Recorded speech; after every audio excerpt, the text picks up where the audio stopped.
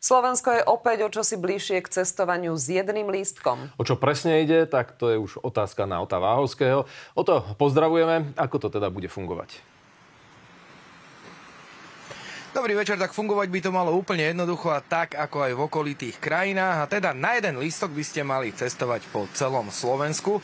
Slovensko už pozná víťaza tendra na prevádzkovateľa takéhoto systému, no ten by ho mal zostrojiť za 29 miliónov eur z DPH, no a postupne by sa do ňoho mali zapájať viaceré dopravné spoločnosti. Ja to uvediem na príklade, takéto niečo samozrejme v oveľa menšom meradle už pôsobí v Bratislavskom kraji, je to Bratislavská integrovaná doprava. V praxi to znamená napríklad aj to, že si kúpite lístok napríklad na železničnej stanici v Malackách, týmto vlakom sa odveziete, dajme tomu povedzme do Stupavy, no a zo Stupavy následne diaľkovým autobusom či mestskou hromadnou dopravou až do centra Bratislavy a to všetko na jeden lístok.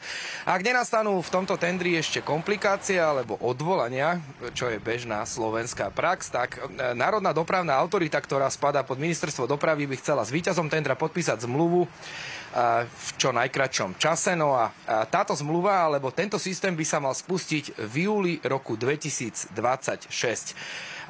Či by ste mali záujem o takýto lístok, alebo čo na ňoho hovoríte, sme sa pýtali práve vás v uliciach Nitry a Piešťan. Pokiaľ bude priaznivej cene, tak prečo nie? Je to lepšie, keď máte jeden lístok, kde musíte sa starať, kde to máte. Ja využívam aplikácie veľa, takže keď mám už lístok v aplikácii, pre mňa je to super. Nemusím potom hľadať lístky a všelijaké možné veci. To len zjednoduší cestovanie, tak cestujúci to určite ocenia, si myslím. Nebudem musieť kupovať dvakrát.